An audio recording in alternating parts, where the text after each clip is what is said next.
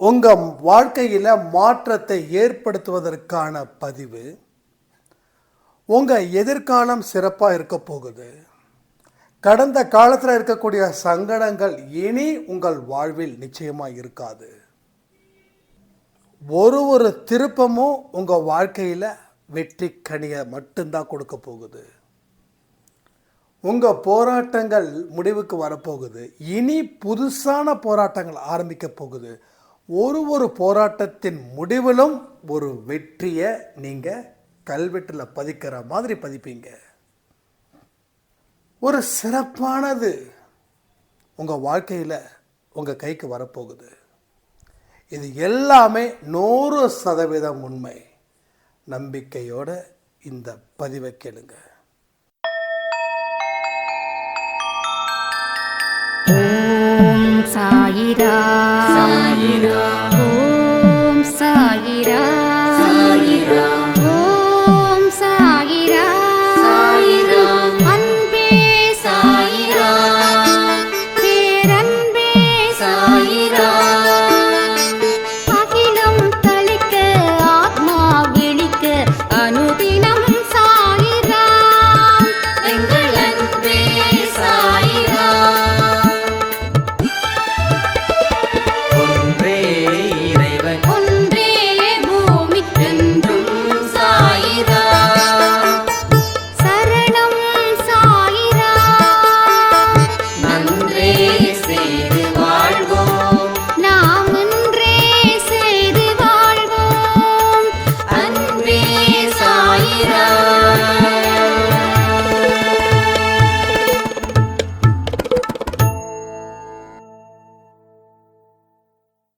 சைரா.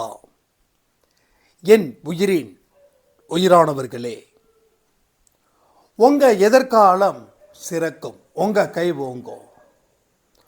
உங்கள் வாழ்க்கையில் நல்ல மாற்றங்கள் ஏற்படும். ஒரு திருப்திகரமான வாழ்க்கையை நீங்கள் வாழ்வீங்க. உங்களை சுற்றியும் கடவுளுடைய வளையம் இருக்குது. அவரோட வளையத்துக்குள்ள நீங்கள் இருக்கிறதால எந்த விதமான கஷ்ட நஷ்டமும் இல்லாமல் உங்கள் வாழ்க்கை இன்னமும் சிறப்பாகவே இருக்கும். இன்றைக்கே உங்கள் வாழ்க்கையில் இருக்கக்கூடிய கசப்புகள் இது கடைசி வரைக்கும் இருக்காது. இந்த கசப்புகளை நிச்சயமாக சரி பண்ணுவதற்கு சாயப்பா உங்களிடம் பலவிதமான சந்தோஷத்தையும் மாற்றங்களையும் ஏற்படுத்தி நீங்கள் நினைச்ச ஒன்றை பரிசா நிச்சயமாக கொடுக்க போகிறார். உங்கள் கவலைகள் இனி இல்லை. இனி கொஞ்ச நாட்களில் இந்த கவலைகள் என்ன அப்படின்னு கேட்குற அளவுக்கு உங்கள் வாழ்க்கை மாறும். இன்னும் சில மாதம் கழித்து நீங்கள் நினச்சி பார்ப்பீங்க, நாம் எவ்வளோ பெரிய கஷ்டத்தில் இருந்தோம், சாயப்பா எந்த அளவுக்கு என்னை காப்பாற்றி இன்றைக்கி பல பேருக்கு ஒரு நல்ல மனுஷியா என்னை அடையாளம் காட்டியிருக்காரு. இத்தனை நாள் நான் எப்படிப்பட்ட ஒரு வாழ்க்கையை வாழ்ந்தேன்னு எனக்கே கஷ்டமாக இருக்குது. ஆனால் இப்போ வாழக்கூடிய வாழ்க்கை அவ்வளோ அற்புதம் எனக்கு சாயப்பா கொடுத்துருக்காரு. இந்த மாதிரியான வார்த்தைகளை இன்னும் சில மாதங்கள் கழித்து நீங்களே கேட்பீங்க. உங்களை சுற்றி இருக்கிறவங்களும் உங்களை வாழ்த்துவாங்க. உங்களோட ஒவ்வொரு வரவுக்காகவும் காத்திருப்பாங்க. இது எல்லாமே 100% உங்கள் வாழ்க்கையில் நடக்கத்தான் போகுது. ஏன்னா நீங்கள் பொறுமையோடு இருந்திருக்கீங்க, நீங்கள் நம்பிக்கையோடு இருந்திருக்கீங்க, எல்லாத்தையும் கடந்து வந்திருக்கீங்க ஒரு புன்னகையோட. ப்ளஸ் அந்த நம்பிக்கையும் வச்சு அந்த புன்னகை. பல பேர் போலியான புன்னகை பண்ணுவாங்க, ஆனால் உள்ளுக்குள்ள பயம். ஆனால் உங்களுக்கு உள்ளுக்குள்ள பயம் அப்படின்றது இல்லை. ஏன்னா இந்த மாற்றத்தை அவர் உங்களுக்கு ஏற்படுத்திக்கிட்டே இருப்பார். ஒரு சாய்ராம் சொல்லியிருக்கிற ஒரு வார்த்தை அவ்வளோ அற்புதமாக இருந்தது. இந்த வாழ்க்கையை நான் தான் வாழ்கிறேனான்னு எனக்கு தெரியல, போன வருஷம்லாம் என் வாழ்க்கை இருண்டு போயிருந்தது. எந்த திசையில் போகிறதுன்னு தெரியல. அவ்வளோ பெரிய மோசமான சூழ்நிலை. ஆனால் இன்னைக்கு என்னோட வாழ்க்கை அவ்வளவு சிறப்பாக இருக்குது. இப்படிப்பட்ட ஒரு வாழ்க்கை முறையை நான் வாழ்வேன்னு கனவுல கூட என்னால் நினச்சி பார்க்கவே முடியல. ஆனால் இது நினைவாக இருக்குது. கனவையே நம்ப முடியல. ஆனால் நினைவை நம்பவே முடிய மாட்டேங்குது. இப்போ கூட என்னால் முடியலன்னு சொல்கிறாங்க. ஏன்னா அந்த மாதிரியான பொறுமையும் அந்த மாதிரியான வாழ்க்கையில் நடந்த கசப்புகளையும் இனிப்பாக மாற்றக்கூடிய சக்தி நம்ம சாயப்பாவுக்கு இருக்குது. கசப்பை எங்கே இனிப்பாக மாற்றிருக்காரு? கேள்விக்கு பதில் சொல்லுங்கள். ஏதோ ஒரு இடத்துல கசப்பு இருக்குது.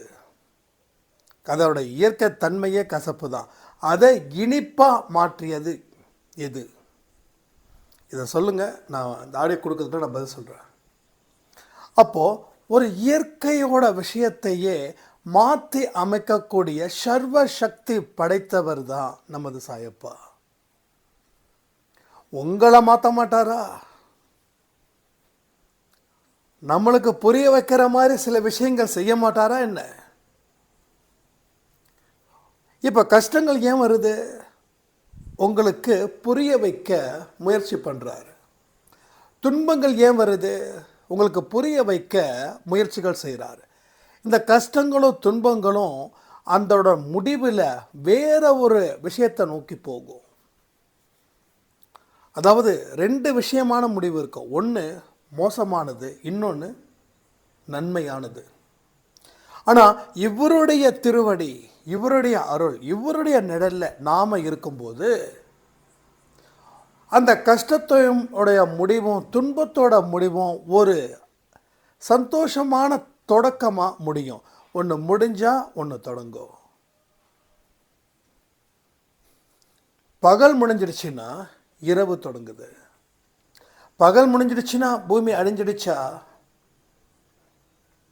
எங்கே கேள்விப்பட்டிருக்கீங்களா? எல்லாம் சொன்னாங்க 2000 உலகம் அழியுது, அழிஞ்சிடும்.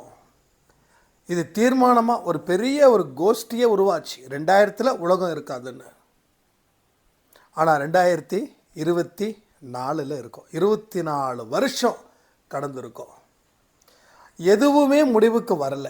ஒரு முடிவு ஒரு தொடக்கத்தை கொடுக்குது. ஒரு பகல் முடியறதுக்கு காரணமே இரவை கொடுக்கதான். ஒரு இரவு முடிய காரணமே பகலை கொடுக்கதான். ஒரு துன்பம் வருதுன்னா அது முடிவுக்கு வந்ததுக்கப்புறம் ஒரு இன்பத்தை கொடுக்கத்தான். நாமளா உலகம் கொடுக்கக்கூடிய இன்பத்தில் சூழ்ந்தா துன்பம் இன்னமும் கவ்வும். கடவுளாக இருக்க கொடுத்த துன்பத்தை நாம் ஏற்றுக்கிட்டு அவருடைய வரவுக்காகவும் அவருடைய வாக்குக்காகவும் காத்திருந்து நாம் அந்த துன்பத்தை கடக்கும்போது கடந்தபோது அந்த முடிவில் இன்பம் ஸ்டார்ட் ஆகும். அப்போது உங்களுடைய கடவுள் கொடுக்கக்கூடிய இன்பத்தை மறுபடியும் துன்பங்கள் இல்லாத வண்ணம் உங்கள் வாழ்க்கையில் இருக்கும். ஆனால் நீங்களாக ஒரு இன்பத்தை ஏற்படுத்திக்கிட்டீங்கன்னா அந்த துன்பம் இன்னமும் அதிகரிக்க போகுதுன்னு அர்த்தம். அப்போ கடவுளுக்காக காத்திருக்கணும். அப்போ கடவுளுக்காக காத்திருந்தா போதுமா? நம்ம வாழ்க்கை முறையை, இந்த கசப்பான வாழ்க்கை முறையை நாம் முழு மனதோட ஏற்றுக்கிட்டு அதை தாண்டி போக, அதை கடந்து போக முயற்சி செய்யணும். யாருடைய வாழ்க்கையில் துன்பம் இல்லை? இந்த ஒரு கேள்வி தான் உங்கள் துன்பத்தை கொஞ்சம் வலிமை இழக்கக்கூடிய ஒரு பதில். நாம் நிறைய சொல்லியிருக்கோம், கேள்விக்கு பதில் கிடைக்காத வரைக்கும் இங்கே எல்லாமே பைத்தியக்காரங்க தான். பதில் கிடைச்சிருச்சுன்னா அறிவாளி. ஸோ கேள்விகளை அழுத்தமாக கேட்கும்போது அதே அழுத்தமாக அதே ஆழமாக பதில்களை தேடினா அந்த பதில் உங்களுக்கு மிகப்பெரிய ஒரு மாற்றத்தை அது ஏற்படுத்தும். எல்லா கேள்விகளுக்கும் பதில் இருக்குது. எல்லா பிரச்சனைக்கும் அந்த பிரச்சனைக்குள்ளேயே ஒரு சொல்யூஷனும் இருக்கு. அப்போது அந்த ப்ராப்ளத்தை ஆழமாக திங்க் பண்ணும்போது தான் அதை எப்படி தீர்க்க முடியும் அப்படின்ற ஒரு வழியையும் அங்கே கடவுள் கொடுப்பாரு. இப்போ ப்ராப்ளத்தை பார்த்து பயந்து ஓடுறவங்களுக்கு அந்த ப்ராப்ளத்தை பற்றி அடிப்படை பேசிக்ஸ் கூட தெரியாமல் போயிடும். அப்போ ஆழமாக இறங்கலை. ஆழமாக இறங்கும்போது தான் அந்த ஆழத்தோட அளவு தெரிஞ்சுக்கலாம். அப்போது நாம் இறங்கிறதுக்கு முன்னாடியே பார்த்து பயந்துட்டோன்னா அது பாட்டுக்கும் அப்படியே இருக்கும்.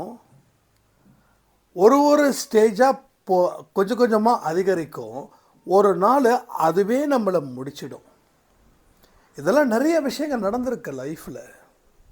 எனக்கு மட்டும் நடந்திருக்குதுன்னு நான் சொல்லவே மாட்டேன். இங்கே மனுஷனாக பிறந்த அத்தனை பேருக்கும் நடக்குது.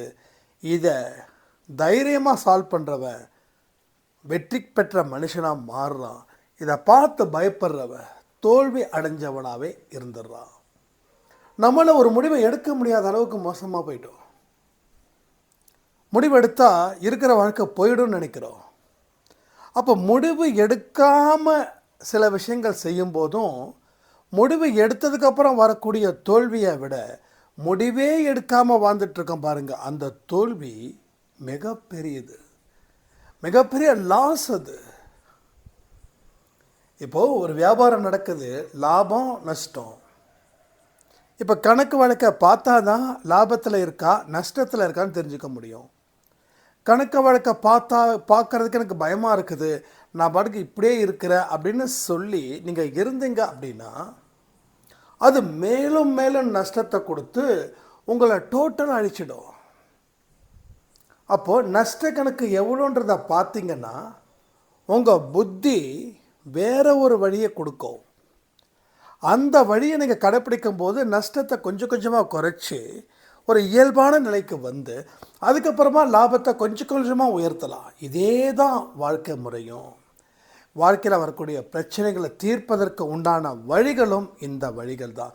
இந்த வழிகளை நீங்கள் தெளிவாக இருந்தீங்கன்னா உங்கள் வாழ்க்கை வெற்றி நடப்போடும். வாழ்க்கையில் வெற்றி பெறணுன்ற ஆசை எல்லா மனுஷனுக்கும் இருக்குது, இல்லைன்னு சொல்லிட முடியுமா? யாராவது எனக்கு வாழ்க்கையில் வெற்றியே வேண்டாம், வாழ்க்கையில் சந்தோஷமே வேண்டாம், எனக்கு வாழ்க்கையில் தோல்வி மட்டும்தான் வேணும், துன்பங்கள் மட்டும்தான் வேணும், அதுதான் எனக்கு பிடிச்சிருக்குன்னு யாராவது சொன்னால் அவங்க சொல்கிறவங்க உண்மையிலே சொல்கிறேன், இந்த நாட்டில் இருக்க வேண்டியவங்களே இல்லை. ஏன்னா இந்த நாட்டில் இருக்கிறவங்களுக்கு இந்த வெற்றியும் இந்த இன்பமும் இந்த சந்தோஷமும் குறைவில்லாமல் வேணும் அப்படி நினைக்கிறவங்க தான் ஜாஸ்தி. அப்படி தான் எல்லோரும் நினைக்க முடியும். அப்போது அந்த பேட்டர்னை நம்ம ஃபாலோ பண்ணி நாம் வாழ்க்கையில் வாழ முயற்சிகள் செய்யணும். பட் அந்த பேட்டர்னை நம்ம ஃபாலோ பண்ணுறோமான்றது தான் ரெண்டாவது கொஸ்டின். பட் அந்த மாதிரியான விஷயங்களை நாம் தொடர்றதே கிடையாது. இந்த மாதிரியான விஷயங்களை நம்ம அதிகமாக யோசிக்க தான் உங்களுக்கு பல விதத்துலேயும் அந்த வழிகள் உங்களுக்கு தெரியும். அந்த வழிகள் மூலமாக உங்களுடைய லட்சியத்தை நீங்கள் அடையவே முடியும். இல்லைன்னா லட்சியம் ஒரு பக்கம், உங்களுடைய எண்ணங்கள் ஒரு பக்கம், உங்கள் சோகங்கள் ஒரு பக்கம், உங்கள் துக்கங்கள் ஒரு பக்கம், இது மாதிரி பிரிஞ்சு கிடக்கும். அப்போ சாயப்பா உங்களுக்கு எதிர்காலத்தை கொடுக்கணும் அப்படின்னா நிகழ்காலத்தில் சிறப்பாக்கணும். கடந்த காலத்தில் இருக்கக்கூடிய பயம் உங்கள் வாழ்க்கையில் இருக்கக்கூடாது. ஏன்னா கடந்த காலத்தில் நம்மளோட அனுபவம், நம்மளுடைய நோக்கம், நம்ம லட்சியம் வேறு விதமாக இருந்தது. பட் இப்போ இருக்கிறது கடவுள், பக்தி, ஒழுக்கம், டெடிகேஷன், தியாகம், இது எல்லாமே சேர்ந்துருக்கு. தியாகம் அப்படின்னா அதிகாலை தூக்கத்தை நீங்கள் தியாகம் பண்ணுறீங்கல்ல. ஒரு மனுஷனுக்கு பெரிய ட்விஸ்ட்டே இந்த ஏர்லி மார்னிங் வேக்கப் தான். இந்த ஏர்லி மார்னிங் வேக்கப் நீங்கள் எழுந்திருக்க ஆரம்பிச்சிட்டா நீங்கள் தூக்கத்தை தியாகம் பண்ணுறீங்க. அந்த தூக்கத்தை தியாகம் பண்ணும்போது உங்கள் வாழ்க்கையில் ஒரு மிகப்பெரிய ஒரு மாற்றத்தை இது ஏற்படுத்தும். அப்போ அதிகாலையில் செய்யக்கூடிய பிரார்த்தனைகள் மிகுந்த பலனளிக்கும். அந்த டே ஃபுல்லாக ஒரு உற்சாகமான மனநிலையை அது கொடுக்கும். ஆனால் இதை இவ்வளோ தூரம் சொல்லியும் இன்னமும் செய்யலைன்னா நீங்கள் தியாகம் அப்படின்ற ஒரு இடத்துக்கே வரலை, ஒழுக்கம் அப்படின்ற ஒரு இடத்துக்கே வரலை, டெடிக்கேஷன் அப்படின்ற ஒரு இடத்துக்கே வரலை. ஏன்னா அதிகாலையில் உங்களோட டெடிக்கேஷன் நீங்கள் காட்டும்போது அந்த டே முழுக்க முழுக்க உங்களுக்கு ஒரு சக்ஸஸ்ஃபுல் டேவாக மாறும். இங்கே சில பேர் நினைக்கலாம், இல்லை நான் 8 மணிக்கு தான் எழுந்திருக்கிறேன், நான் ஹாப்பியாக தான் இருக்கேன், எனக்கு எந்த பிரச்சனையும் இல்லை அப்படின்னு. அப்போ நீங்கள் 8 மணிக்கு எழுந்திருக்கும் போதே உங்களுக்கு இவ்வளோ ஒரு சக்ஸஸ் இருக்குதுன்னா, நீங்கள் இன்னும் 4 மணி நேரத்துக்கு முன்னாடி எழுந்திருச்சிங்கன்னா உங்கள் சக்ஸஸ் 2 மடங்கு அதிகரிக்கும். 2 மடங்கு. இப்போ உங்கள் சந்தோஷம் 2 மடங்கு, உங்கள் நிம்மதி 2 மடங்கு, உங்கள் வாழ்க்கையில் நீங்கள் பெறப்போகும் ஆசீர்வாதங்கள் 2 மடங்கு. அப்போ இது வேண்டான்னு சொல்லுவீங்களா, இல்லைப்பா எனக்கு 1 மடங்கே போதும் அப்படின்னு நீங்கள் நினைப்பீங்களா? அப்போது உங்களோட நல்ல எண்ணங்கள் மூலமாக நீங்கள் 8 மணிக்கு எழுந்திருச்சாலும் உங்கள் வாழ்க்கையில் சக்ஸஸ் அடைஞ்சிருக்கீங்க. அப்போ இன்னமும் சக்ஸஸ் அடைங்க. 1 மாதத்துக்கு நான் தேவையானதை சம்பாதிக்கிறேன், ஓகே, உங்களுக்கு தேவையானதை நீங்கள் சம்பாதிக்கிறீங்க, ஹாப்பி. அப்போது உங்களுக்கு தேவையானதை சம்பாதிச்சிட்டிங்க. அப்போது உங்கள் கூட இருக்கிறவங்களுக்கு நீங்கள் ஏதாவது உதவிகள் செய்யலாம்ல, அப்போது அதுக்கு கொஞ்சம் சேர்த்து சம்பாதிக்கலாம்ல. அப்போ சேர்த்து சம்பாதிக்கும்போது அவங்களுக்கு கொடுக்கலாம்ல. இப்போ கடவுள்கிட்ட நல்ல ஒரு ஒப்பீனியனை நீங்கள் வாங்கலாம்ல. கடவுள் என்ன நினைப்பார், 50,000 சம்பாதிக்கிறாங்க, அதில் 40,000 அவங்க குடும்ப செலவு வச்சுக்கிறாங்க, மீதி 10,000 இல்லாதவங்களுக்கு கொடுக்குறாங்க. அப்போது 50,000 சம்பாதிச்சா இந்த பையன் 10,000 கொடுக்குறான், அப்போ 1,00,000 சம்பாதிச்சா இந்த பையன் 20,000க்கு மேலே கொடுப்பான். அப்போ இல்லாதவங்களுக்கு இவன் மூலமாக போய் சேரும். இவன் நமக்கு தேவை, இவனுக்கு வருமானத்தை அதிகரிக்கணும். அந்த நல்ல எண்ணம் கடவுளுக்கு வந்து சேரும். ஒரு நல்ல மனுஷனுக்கு கடவுளோட துணை 100% இருக்கும். அந்த மனுஷன் கடவுள்கிட்ட இதை கொடு அதை கொடுன்னு கேட்க வேண்டிய அவசியமே இல்லை. அந்த அளவுக்கு கடவுள் அவனுக்கு குடு குடு குடு குடுன்னு கொடுத்துக்கிட்டே இருப்பார். அப்போது இல்லை 1 மடங்கு சந்தோஷம் தான் எனக்கு போதும், 2 மடங்கு சந்தோஷம் வேண்டான்னு யாராவது சொல்ல முடியுமா? யாராவது சொல்ல முடியுமா? ஸோ யாராலையும் சொல்ல முடியாது. அப்போது 2 மடங்கு சந்தோஷம் வேணும். நான் கேட்பேன் கடவுள்கிட்ட, எனக்கு 2 மடங்கு இல்லை, 3 மடங்கு சந்தோஷம் வேணும், 4 மடங்கு சந்தோஷம் வேணும். ஏன்னா நான் சந்தோஷமான மனநிலையில் இருந்தால் தான் இன்னமும் நான் இறங்கி வேலை பார்க்க முடியும். இன்னும் நிறைய பேருக்கு என்னால் முடிஞ்ச அளவுக்கு உதவ முடியும். என்னோட ஆரோக்கியம் அதிகரிக்கணும், என் மனநிலை அதிகரிக்கணும், என் நம்பிக்கை அதிகரிக்கணும். எனக்கு கடவுளோட ஆசீர்வாதம் பல மடங்கு வேணும். இதை நான் கேட்பேன். நான் கேட்கவே மாட்டேன்னு சொல்லவே இல்லை. என்னோடய வாழ்க்கையில் எனக்காகவும் நான் வாழணும், மற்றவங்களுக்காகவும் நான் வாழணும். எனக்காக நான் வாழ நான் தயாராகணும். அப்போ எனக்காக நான் வாழ்ந்துட்டேன், இப்போ நான் மற்றவங்களுக்காகவும் வாழணும். ஏன்னா கடவுளோட படைப்பு அப்படிப்பட்டது. நீ உனக்கு மட்டும் நல்லவனாக இருக்காத, ஊருக்கே நல்லவனாக இரு. நீ உனக்கு மட்டும் உதவி செஞ்சுக்காத, ஊருக்கே உதவி செய். என்ன ஆகிடப்போகுது? எதை கெட்டு போயிட போதா? என்ன கெடாது. சில பொருள் வாங்கி வச்சா கெடவே கெடாது. தங்கம், நிலம், இது மாதிரி சிலதை வாங்கி வச்சு யூஸ் பண்ணலன்னா கெட்டு போயிடும். ஃபுட் ஐட்டம்ஸ் இது மாதிரி.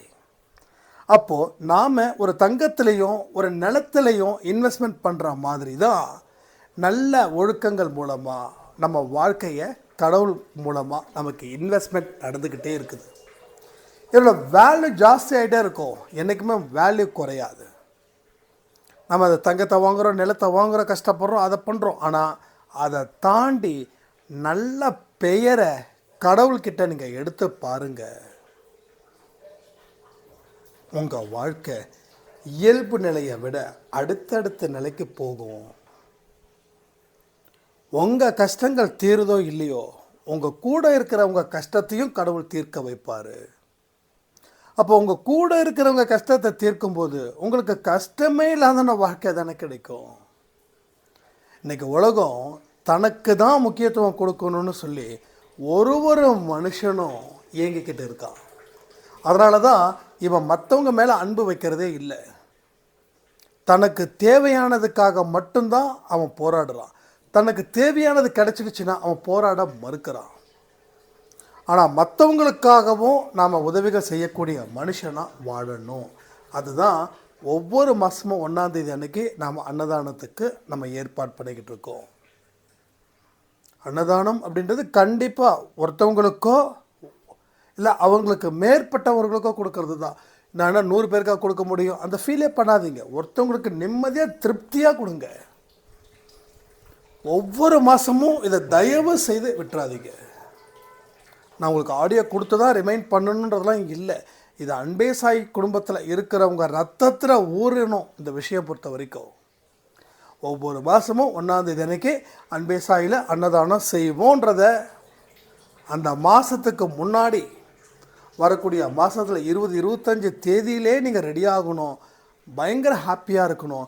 ஒருத்தவங்களுக்கு சேவை செய்கிற அளவுக்கு கடவுள் எனக்கு ஒரு கொடுப்பனையை வழங்கியிருக்கான்ற அந்த எண்ணத்தை நீங்கள் செய்யணும். ஆனால் உண்மையிலே சொல்கிறேன், இந்த தடவை நான் ஆடியோ கொடுக்க முடியல, இதை பற்றி ரிமைண்ட் பண்ண முடியல. ஏன்னா 1ஆம் தேதி வரைக்கும் என்னால் ஆடியோ நேற்று கொடுக்கவே முடியல. என்னால் நான் ஒரு சில கொஞ்சம் டைட் ஷெடியூல் இருந்ததால். ஆனால் அதையும் தாண்டி கிட்டத்தட்ட ஒரு 500 பேருக்கு மேலே அந்த அன்னதானத்தை கொடுத்துருக்காங்க 1ஆம் தேதி அன்னைக்கு. ஸோ 500 பேர் ஆயிடுச்சு. ஏன்னா அன்றைக்கி நான் பார்த்தேன், டக்கு டக்குன்னு பார்த்தேன். அது அப்படியே ஸ்க்ரோல் பண்ணிட்டே வந்துக்கிட்டே இருக்குது கண்டினியூவாக. நீங்கள் நான் பார்க்கும்போது இன்னும் நிறைய பேர் இதை பார்க்கல இன்னும். ஸோ அடுத்தவங்களுக்கு கொடுத்ததை ஃபோட்டோ எடுக்கலை, பட் கொடுக்க போகிற அந்த சாப்பாட்டை ஃபோட்டோ எடுத்து எனக்கு அனுப்பி கொடுக்கறதுக்கு தயாராக இருந்தாங்க. ஸோ இந்த நல்ல மனசு சாயப்பா ஆசீர்வதிக்கிறார். இந்த நல்ல மனசு தான் உங்கள் வாழ்க்கையவே உயர்த்த போகுது. ஸோ ஒரு தடவை சொல்லிட்டேன்னா நம்ம அன்பே சாய் குடும்பத்தில் இருக்கிறவங்க கற்பூர புக்தி கொண்டவர்கள், அவர்கள் நிச்சயமாக இதை செய்வார்கள். கடவுளுடைய அன்பு, கடவுள் மேலே அன்பு வச்சிருக்கிறவங்க நிச்சயமாக இந்த அன்னதானத்தை 100% செய்வாங்க. இன்னும் சில பேர் அண்ணா கையில் காசு இல்லைன்னவங்க, நான் ஒரு பிஸ்கட் பாக்கெட் நம்ம தெருவில் இருக்கிற நாய்ங்களுக்கு புட்டு போட்டேன் அப்படின்னாங்க. இன்னும் ஒரு சாயிரம் சொன்னாங்க, என்ன நான் டெய்லி பண்ணுவேன் நாய்ங்களுக்கு சாப்பாடு கொடுக்கறது. நாய்களுக்கு சாப்பாடு கொடுக்க தினமும் இருக்கலாம், அது தப்பு இல்லை. ஆனால் 1ஆம் தேதி அன்னைக்கு அதை விட ஸ்பெஷலாக நீங்கள் என்ன பண்ண போகிறீங்கன்னு தான் முக்கியம். 1ஆம் தேதின்றது ஒரு ஸ்பெஷல் டே அன்பே சாயில். நீங்கள் என்ன ஸ்பெஷலாக கொடுக்க போகிறீங்கன்னு தான் அர்த்தம். அப்போ நாம் இப்போ 2-3 நாளைக்கு முன்னாடியே யோசிக்கணும். நாளைக்கு 1ஆம் தேதி வர 1ஆம் தேதி அன்றைக்கி நம்ம என்ன பண்ணணும், என்ன செய்யணும், எங்கே போய் நம்ம டொனேட் பண்ணணுன்றதை நீங்கள் தயாராக இருக்கணும். 1ஆம் தேதி ஆச்சுன்னா டக்குன்னு முடிக்கணும். இன்னும் சில பேர் சொன்னாங்க, ஆனால் 1ஆம் தேதி என்றைக்கு நான் சாப்பாடு கொடுக்க ஆரம்பித்தேனோ அன்னையில் இருந்து ஒவ்வொரு மாதமும் 1ஆம் தேதி என்னோடய வீட்டு வாடகையை நான் தெளிவாக கொடுக்குறேன். என்னோடய வீட்டு வாடகை என்றைக்குமே நான் 1ஆம் தேதி கொடுத்ததா சரித்திரமே இல்லை. 20ஆம் தேதிக்கு மேலே ஹவுஸ் ஓனர் எனக்கு கெட்டு டார்ச்சர் பண்ணுவாங்க. கையில் காசு இருக்காது. ஆனால் சாப்பாடு கொடுத்த 2 மாதத்துக்கு அப்புறத்தில் இருந்து 1ஆம் தேதி அன்னைக்கு வாடகையை நான் கொடுக்க ஆரம்பிச்சிட்டேன். ஸோ கொடுத்தது என்னமோ சாப்பாடு, ஒரு 100 ரூபாய்க்கு ஒரு சாப்பாடு. ஆனால் அதே 1ஆம் தேதி அன்னைக்கு வீட்டு வாடகையும் கொடுத்துட்ருக்கேன்னு சொல்லி கிட்டத்தட்ட 7-8 மாதமாக தொடர்ந்து நான் 1ஆம் தேதி அன்னைக்கு வாடகை கொடுத்துட்றேன். அப்போ பாருங்கள், எங்கே உங்களுக்கு கடவுள் ஆசீர்வதிக்கிறாருன்னு பாருங்கள். நீங்கள் கொடுக்குற சாப்பாட்டுக்கும் உங்கள் கொடுக்குற ரெண்ட்டுக்கும் என்ன சம்மந்தம்? அப்போ இங்கே நல்ல மனசோடு நீங்கள் செய்யும்போது இங்கே நல்ல விஷயங்கள் நடக்குது. இதுதான் நம்ம புரிஞ்சிக்க வேண்டிய ஒரு விஷயம். அப்போ உங்கள் மனசில் இரக்கமும் கருணையும் இருக்குது. அதனால் கடவுள் உங்களுக்கு பரிசு கொடுக்குறாரு. தான் குழந்தைங்க கஷ்டப்படக்கூடாது, தனக்கு குழந்தைங்களுக்கு என்ன வேணுமோ அதை அவங்க மூலமாகவே கொடுக்க தயார் பண்ணுறாரு. இன்றைக்கி இருக்கக்கூடிய பிரச்சனைகள் தீரணும்னா அது உங்கள் மூலமாக மட்டும்தான் இருக்க முடியும். வேறு எதன் மூலமாக நீங்கள் போகவே முடியாது. இது ரொம்ப இம்பார்ட்டன்ட் பாயிண்ட். கடவுள் எனக்கு உதவி செய்வார்னு சொல்லி நாம் ஒரு வீட்டில் ஓரமாக உட்காந்து பூஜை பண்ணிக்கிட்டே இருக்க பாருங்க, அவங்களுக்கு இது முக்கியமான பாயிண்ட். உங்கள் முயற்சியை நீங்கள் தொடங்காத வரைக்கும் கடவுள் எந்த விதத்திலையும் உதவிகள் செய்ய மாட்டார். உங்கள் முயற்சிகள் தொடங்கினாதான் உங்கள் மூலமாக அவர் உதவிகள் செய்வார். கடவுள் சொல்லிட்டார், நீ இந்த விஷயத்தை செய். இந்த விஷயத்தை செய்யாமல் எனக்காக காத்திருக்கிறது, நீ காலம் பூரா காத்துட்டு தான் இருக்கணும். காலம் பூரா நீ காத்திருந்து காலங்கள் போனது அப்படின்னு பாட்டு தான் நீ படிக்கணும். ஆனால் இதனால் உனக்கு எந்த இடத்துலையும் நன்மை பயக்காது. நீ செய்ய வேண்டிய முயற்சிகளை உடனுக்கு உடனே செஞ்சிடு. அப்போ தான் நீ எதிர்பார்த்ததை உன் மூலமாக நான் கொடுத்து நிவர்த்தி செய்ய முடியும்.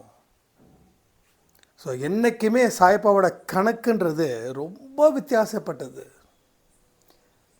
எங்கேயோ ஒன்று ஆரம்பிப்போம், அது இதோட ஜாயின் பண்ணுவார்.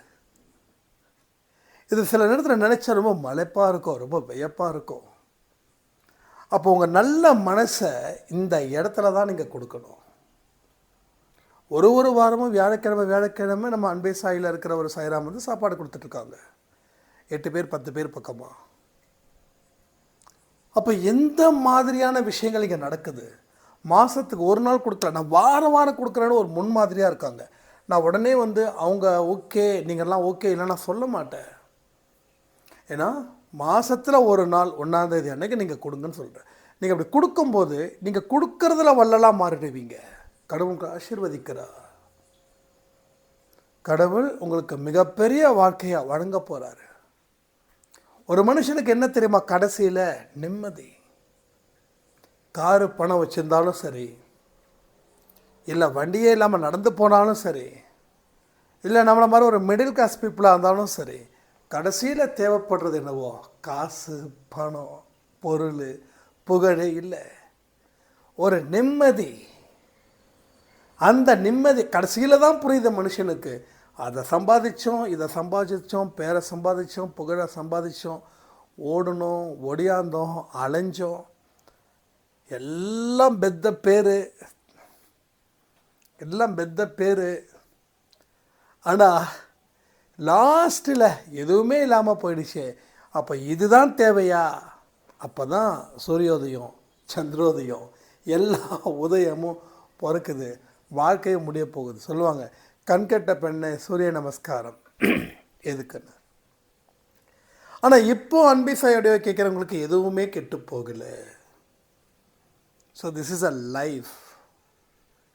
அதாவது எப்படி வாழணும், எங்கே இருந்து ஆரம்பிக்கணும், எங்கே முடிக்கணும், இதில் நீங்கள் தீர்க்கமாக இருக்கணும். எங்கே ஆரம்பிக்கணும், எங்கே முடிக்கணும், எங்கே ஆரம்பித்தா எப்படி முடியும், ஸோ முடிவு எப்படி இருக்கும், அதுக்கு தகுந்த மாதிரி தொடக்கம் எப்படி இருக்கணும்.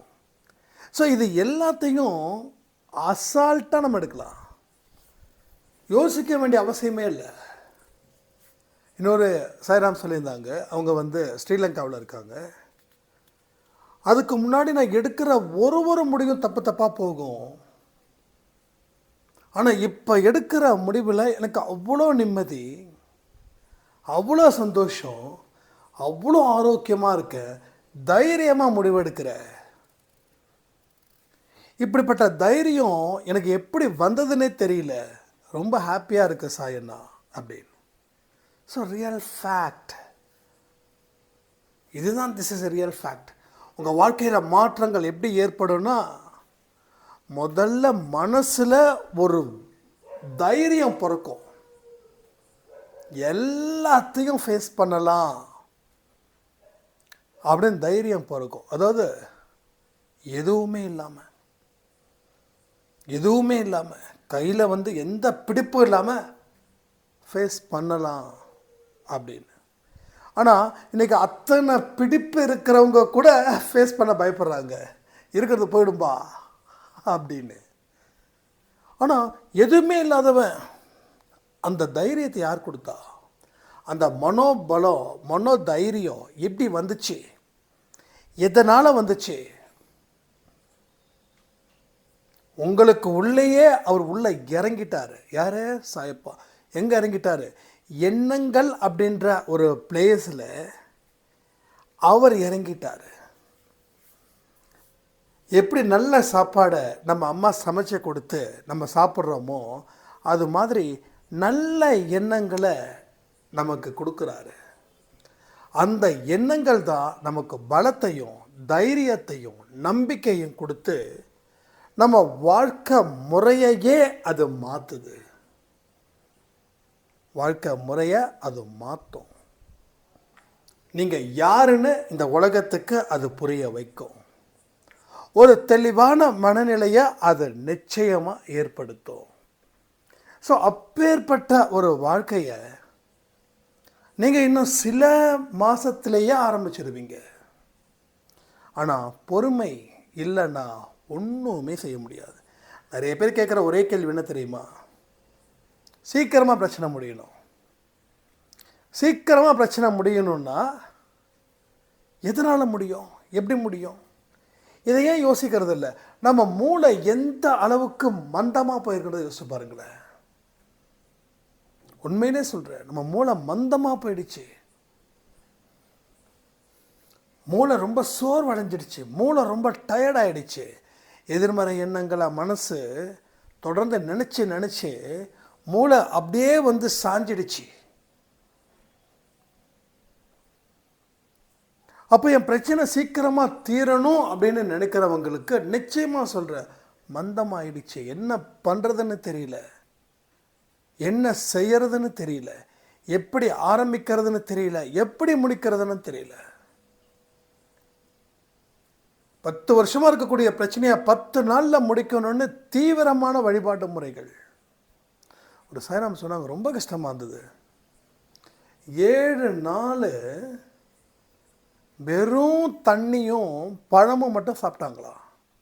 7 நாள் தன்னோட பிரச்சனை முடியணும், தனக்கு ஒரு தீர்வு கிடைக்கணும் அப்படின்னு. 8வது நாளில் அவங்க ஹாஸ்பிட்டலில் போய் அட்மிட் ஆகிட்டாங்க. வியாழக்கிழமை ஆரம்பித்து அடுத்த வியாழக்கிழமை வரைக்கும். அதுக்கப்புறம் 2 நாள் ஹாஸ்பிட்டலில் ட்ரிப்ஸு அது இதுன்னு சொல்லி என்கிட்ட சொல்கிறாங்க, ஒரு தீவிரமான ஒரு பிரார்த்தனை வச்சேன், அது நிச்சயமாக நிறைவேறணும் எனக்கு சொன்னாங்க, அதனால தான் நான் இதை பண்ணேன் அப்படின்னு. ஸோ வலுக்கட்டாயமாக சில விஷயத்தை கடவுள்கிட்ட வாங்கிட முடியும்னு நினச்சிங்கன்னா அது நம்மளோட பெரிய முட்டாள்தனம். கடவுள்கிட்ட மட்டும் அந்த மாதிரியான விஷயத்தை நோக்கி நீங்கள் தயவு செய்து போகாதீங்க. ஏன்னா ஏமாந்து போயிடுவீங்க. கடவுள் உங்களுக்கு வெறுக்க ஆரம்பிச்சிடுவார். ஸோ பிடிவாதத்தை மனுஷங்க கிட்ட காட்டி நம்ம சாதிக்கலாம், ஆனால் கடவுள்கிட்ட காட்டி நம்மளால் சாதிக்கவே முடியாது. ஏன்னா இத்தனை நாள் இருக்கிற பிரச்சனையை 7 நாள் எப்படி முடிக்க முடியும்? நாம் எந்த இடத்துலையும் தயார் நிலையில் இருக்க மாட்டோம். அப்போ பூஜ்ய முறைகள், விரதம், கடும் விரதம் இருக்கிறதால யாருக்கு என்ன லாபம்? ஸோ எல்லாமே நஷ்டம். இங்கே கூட சொல்கிறேன், யாராவது இந்த விரதம் இருக்கிறேன், அதை பண்ணுறேன், இதை பண்ணுறேன்னு சொல்லி தயவு செய்து உங்கள் உடம்புக்கு எடுத்துக்காதீங்க. கடவுள் உங்கள் விரதத்துக்கெல்லாம் மயங்கி உங்களுக்கு தேவையானதை வரத்தை கொடுக்க மாட்டார். நல்லா புரிஞ்சுக்கோங்க. நீங்கள் விரதம் இருங்க, ரொம்ப ரொம்ப நல்லது. எதுக்கு? நம்ம வேண்டுதலுக்கு கிடையாது, உங்கள் உடலுக்கு. ஸோ ஞாயிற்றுக்கிழமை திங்கக்கிழமை விரதம் ரொம்ப ஃபேமஸ். உங்களுக்கு தெரியுமா தெரியாதான்னு தெரியல. மோஸ்ட்லி திங்கக்கிழமை அன்னைக்கு விரதம் இருப்பாங்க. ஏன்னா அதில் அவ்வளவு ஒரு விஷயம் இருக்குது. ஏன்னா மோஸ்ட்லி வந்து சண்டே நான் வெஜிடேரியன், இப்போ இந்த நான் வெஜிடேரியன் வந்து ஜீரணமாகிறதுக்கு ஒரு 24 மணி நேரம் ஆகும். அப்போ நாம் 12-1 மணிக்கு நம்ம சாப்பிட்றோம் சாப்பாடு, ரைட்? அப்போது அதை நம்ம சாப்பிடும்போது ஜீரணம் அடுத்த நாள் மதியானம் வரைக்கும் அந்த வயிற்றுலே இருக்கும். அப்போது நீங்கள் நைட்டும் ஃபுல் கட்டு கட்டி அடுத்த நாள் காலையிலையும் நேற்று வச்ச குழம்ப சூடு பண்ணி மத்தியானமும் அதை சூடு பண்ணி சாதத்துக்கு பிசைஞ்சு சாப்பிட்டீங்கன்னா உங்கள் உடம்பு கெட்டு போயிடும். அப்போது நீங்கள் சண்டே அன்னைக்கு மதியானம் சாப்பிட்ற நான் வெஜிடேரியன் கரெக்டாக வந்து ஜீரணமாகிறதுக்கு 24 மணி நேரம். அப்போது ஆஃப்டர்நூன் டு ஆஃப்டர்நூன், அப்போ மதியானத்துக்கு மேலே தான் உங்களுக்கு கொஞ்சம் கொஞ்சமாக ஜீரணம் ஆகும். அது வரைக்கும் அது வயிற்றுக்குள்ளே இருக்கும். அப்போ அன்னைக்கு திங்கட்கிழமை காலையில் இருந்து அந்த 6 மணி 6:30 வரைக்கும் நீங்கள் விரதம் இருக்கிறது நல்லது. ஏன்னா அது ஜீரணமாகிறதுக்கு உடம்புக்கு ரெஸ்ட்டு கொடுக்குறோம். ஆனால் இதில் விரதம் இருந்தால் அல்சர் வருது. அல்சர் இருக்கிறவங்க இந்த மாதிரி விரதத்தை இருக்கவே கூடாது. ஸோ எதுவாக இருந்தாலும் மூளைக்கு வேலை கொடுத்து நாம் செய்யணும். மூட நம்பிக்கைக்கு வேலை கொடுத்து செஞ்சோன்னா போகிறவன் வரவன் எல்லாம் நம்மக்கிட்ட ஏமாற்றி காசை கறந்து கடவுள் பெயரில் கொள்ளை அடித்து நம்மளை நடுத்தருவில் நிற்க வச்சுருவாங்க. அதாவது அவங்க செய்கிற பாவம் அவங்களுக்கு தெரியாது. அந்த பாவத்தின் மூலமாக கிடைக்கிற இன்பத்தை அனுபவிக்கிறவங்களுக்கு இது துன்பமாக மாறப்போகுதுன்னு தெரியாது. ஆனால் ஒரு நாள் கடவுள் அந்த துன்பத்தை நிச்சயமாக காட்டுவார். அப்போ வந்து சரி அதை விட்டலாம். அப்போது விரதம் தயவு செய்து வியாழக்கிழமை திங்கக்கிழமை அது இது எதுவுமே இருக்காதீங்க. உங்களுக்கு உடல் ஒத்துழைத்தால் மாதத்தில் ஒரு நாள் இருங்க. நல்லா ஒத்துழைச்சதுன்னா வாரத்தில் ஒரு நாள் தொடர்ந்து ஒரு வாரம் இருங்க. ஸோ நீங்கள் வியாழக்கிழமை தான் இருக்கணும், வெள்ளிக்கிழமை தான் இருக்கணும், சனிக்கிழமை தான் இருக்கணும்னு அவசியம் இல்லை. திருப்திக்காக வேணால் இருந்துக்கோங்க. ஆனால் விரதம் இருக்கிறதால கடவுள் வரத்தை கொடுப்பாருன்னு நினச்சிங்கன்னா வரம் கிடைக்காது. உடம்பு தான் வீணாகும், மனசு தான் ரொம்ப பாதிக்கப்படும். ஸோ கடவுள் வந்து என்றைக்குமே அப்போ ஏன் இந்த விரதத்தை வந்து வச்சாங்க அப்படின்னா, வாரத்தில் ஒரு நாள் உடலுக்கு தேவை ஒரு ஓய்வு. அதாவது உடலுக்கு உள்ளுக்குள்ளே இருக்கக்கூடிய உறுப்புகளுக்கு நம்ம என்ன பண்ணுறோம், 6 நாள் உழைக்கிறோம், 7வது நாள் ஓய்வு நாள். அப்போது ஒரு நாள் வந்து ஓய்வு நாள் கொடுக்குறோம். அப்போ தான் அடுத்த 6 நாள் உழைக்க முடியும். அப்போது உடலில் இருக்கக்கூடிய உறுப்புகள் 24 மணி நேரமும் பிறந்ததுல இருந்து சுவிட்ச் ஆன் பண்ணியாச்சு, சாவர வரைக்கும் ஆஃப் பண்ண முடியாது. அப்போ நாம் முடிஞ்ச அளவுக்கு உடலை ஒரு தன்மையில் கொண்டு வந்தால் தானே நமக்கு புத்தி கொஞ்சம் வேலை பார்க்கும். அதே மாதிரி சாப்பிடும்போது கூட பாதி அளவு தான் சாப்பிடணும். ஒரு 8 இட்லி சாப்பிட்டா தான் எனக்கு திக்கு முக்காக இருக்கும் அப்படின்னா 4 இட்லி மட்டும்தான் சாப்பிடணும். உடனே இங்கே எல்லாருக்கும் 4 இட்லிலாம் சாப்பிட்டா நைட்டு ஃபுல்லாக பசிக்குமேன்னு சொல்லியே சாப்பிட்றோம். ஒன்று மட்டும் முடிவு பண்ணுங்கள், ஒரு பிஸ்கட் பாக்கெட் வாங்கி வச்சுக்கோங்க, நல்ல வெந்நீர் வச்சுக்கோங்க. உங்களுக்கு பசிச்சுதுன்னா 2 பிஸ்கட் சாப்பிடுங்க, வெந்நீர் சூடாக குடிங்க. சாப்பிடும்போது வெந்நீர் குடிங்க, ரொம்ப ரொம்ப நல்லது. என்ன சாப்பிட்டாலும் வெந்நீர் குடிங்க. இப்போ ரீசெண்டாக ஒரு ஹோட்டல் போயிருந்தோம், ஃபுல்லாக சாப்பிட்றவங்களுக்கு 5 ரூபா. நான் இதை சொல்லியிருக்கேன்னா என்னன்னு தெரில. அப்போ நாங்கள் ஃபுல்லாக சாப்பிட்டோம், வேஸ்ட் பண்ணாமல் சாப்பிடணுன்றதுக்காக சாப்பிட்டோம். சாப்பிட்டு நானும் வச்சோம் 5 ரூபா 10 ரூபா வாங்கினோம். அந்த 10 ரூபாயை அங்கே வேலை பார்க்குறாங்க இல்லையா, அவங்களுக்கு டிப்ஸாக கொடுத்துட்டு வந்துட்டோம், சர்வருக்கு டிப்ஸாக கொடுத்துட்டு வந்துட்டோம். அவங்க கொடுக்கும்போது வெந்நீர் கொடுத்தாங்க. ஸோ சாப்பிடும்போது வெந்நீரோட குடிங்க. எப்பயுமே நீங்கள் பச்சை தண்ணி குடிங்க, பச்சை தண்ணி ரொம்ப நல்லது. ஆனால் சாப்பிட்டதுக்கப்புறம் குடிக்கக்கூடிய தண்ணீர் வெந்நீராக இருக்கட்டும். ரொம்ப ஏதாவது வந்து மசாலாக்கள்லாம் அதிகமாக சாப்பிட்டீங்கன்னா வெந்நீரை தயவு செய்து குடிங்க. இதெல்லாம் வந்து நம்ம ஹெல்த் டிப்ஸில் கொடுக்கலாம், பட் அதுக்குன்னு ஒரு சேனலை ஆரம்பித்து அது நம்மளால் பண்ண முடியாது. அப்படியே இதில் பார்க்கும்போது அது ஒரு ஃப்ளோவில் போயிடும். ஸோ ஏன்னா உடலும் மனமும் ஒரு மனுஷனுக்கு பாதிப்பு இல்லாமல் இருக்கணும். அப்படி இருந்தால் மட்டும்தான் அவன் வாழ்க்கையில் சக்ஸஸ் அடைய முடியும். இதெல்லாம் முடிவு பண்ணுங்க. வாழ்க்கையை செம்மையாக கொண்டாடலாம். எதிர்காலம் ரொம்ப சிறப்பாக இருக்குன்னு சொல்லி நாளைக்கு காலையில் வெற்றி நிச்சயம் சாயின் சத்தியத்தை சாய் 365 பப்ளிஷ் ஆகும். அதை கேட்டு நம்ம என்றைக்கும் சாய்பாவோட குழந்தைங்கன்றதை ப்ரூவ் பண்ணுவோன்னு சொல்லி இந்த ஆடியோவை நான் முடிக்கிறேன். ஜெய் சாய்ரா.